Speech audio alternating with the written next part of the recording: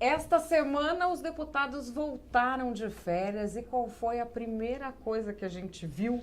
Uma tentativa de sepultar o TSE. Depois, Rodrigo Maia, o presidente da Câmara, reagiu dizendo que a imprensa estava obcecada com a Lava Jato. Quem será que tem obsessão com a Lava Jato? A imprensa ou os senhores deputados que aparecem aí em delações que vão sendo homologadas? Mas, enfim...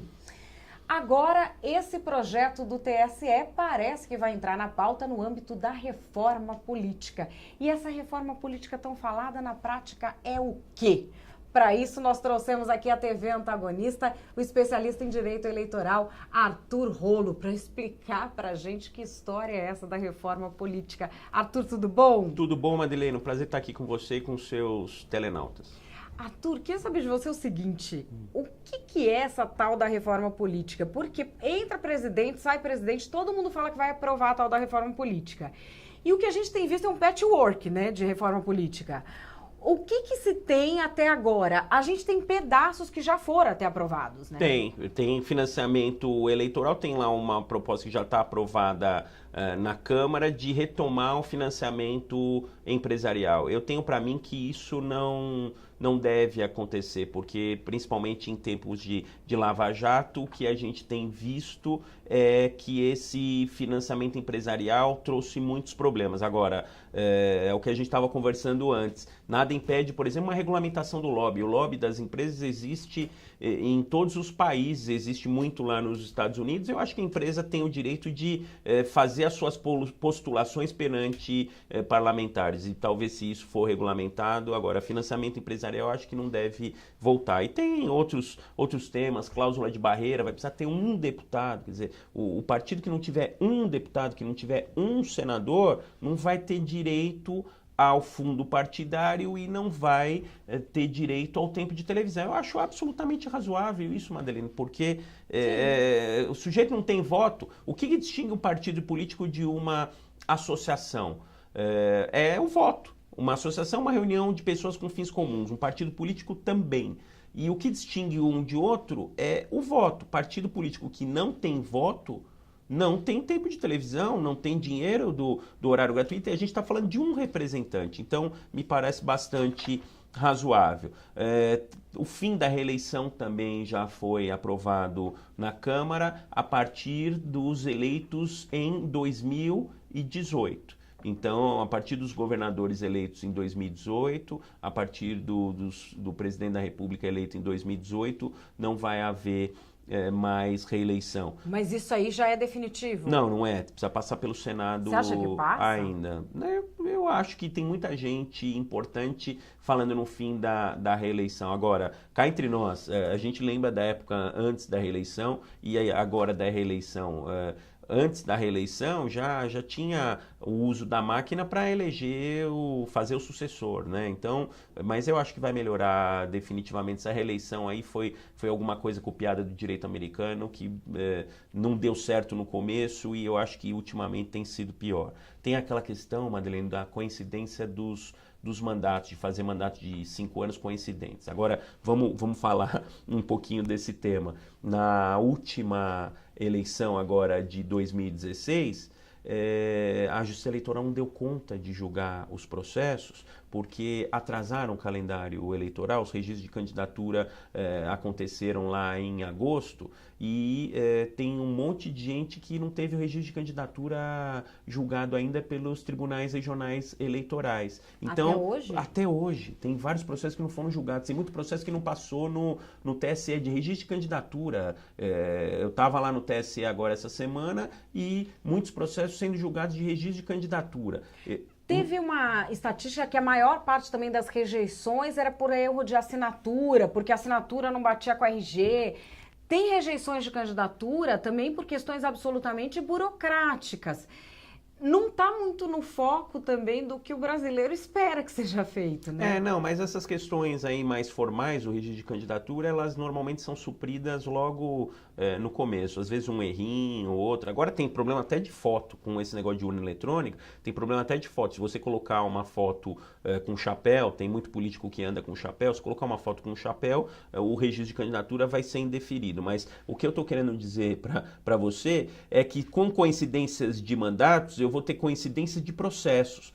Eu vou ter a primeira instância da Justiça Eleitoral cuidando de registro de candidatura, vou ter o Tribunal Regional Eleitoral cuidando de registro de candidatura e vou ter o Tribunal Superior Eleitoral cuidando de registro de candidatura. Os tribunais regionais eleitorais vão ter que julgar os seus próprios registros de candidatura e vão ter que analisar em grau de recurso os registros de candidatura dos municípios. O Tribunal Superior Eleitoral vai pegar esses processos todos. Vão dar conta como? Então, esse negócio de coincidência de mandato, eles não estão analisando sob o ponto de vista judicial da Justiça Eleitoral. Não dá conta. Esse é o fato. Otão, né?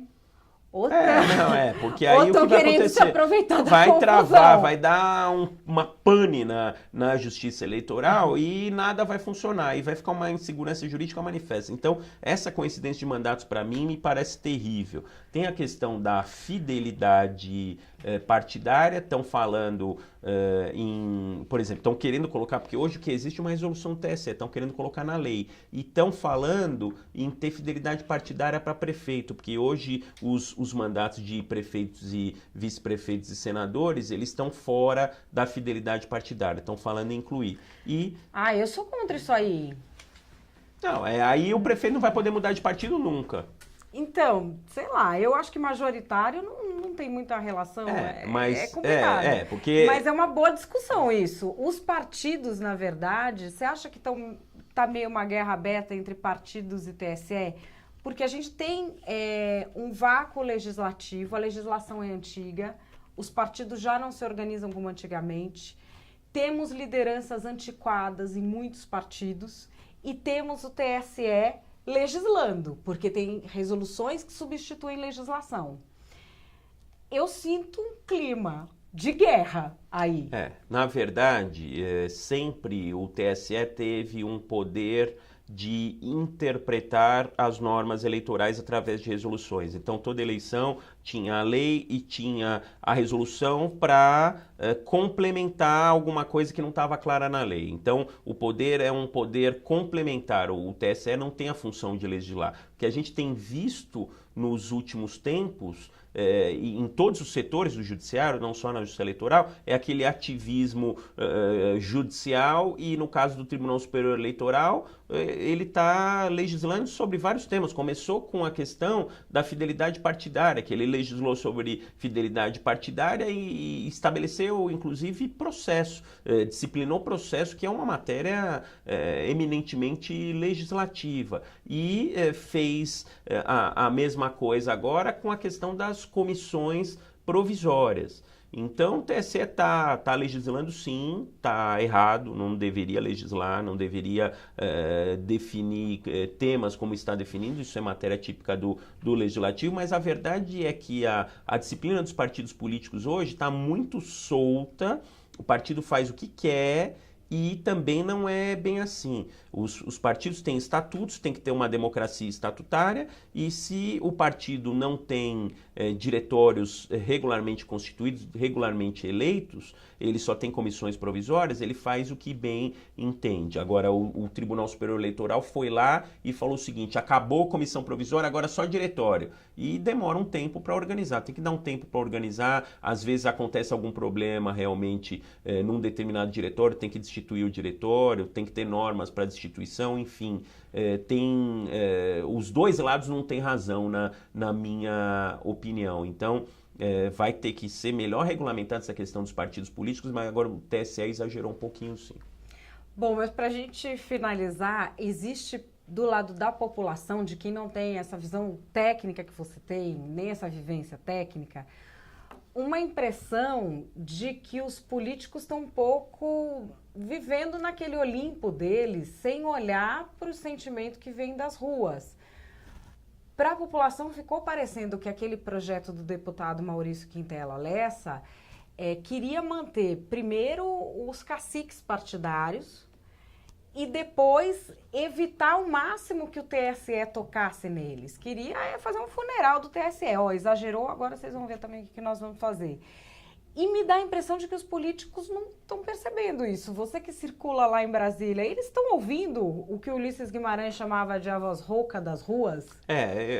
Eu acho que o TSE exagerou. E aí fica aquele jogo de puxa de um lado e puxa do outro. Então, o TSE exagerou e eu acho que esse projeto, conforme está, também está exagerado. Eu acho que o ideal é chegar no meio termo. Mas aí que tá, a gente tem que pensar que os caciques partidários vão tentar a todo custo, só que a gente está vivendo outros tempos. Então, a voz das ruas está martelando, não tem jeito hoje de não ouvir a voz das ruas. E a gente está vivendo outros tempos, esse caciquismo partidário ele tende a diminuir, mas se quiser acabar do dia para a noite, como está querendo o Tribunal Superior Eleitoral, pode haver uma ruptura institucional, aí a gente pode ter... Então vamos fazer uma coisa, vamos para o meio termo, porque o meio termo eu acho que é bom para a população, e é bom para o Legislativo e é bom para o Tribunal Superior Eleitoral também. Você propõe o quê? Uma transição? Eu acho que tem que ter uma norma de transição. Eu acho que a gente não vai conseguir resolver todos os problemas partidários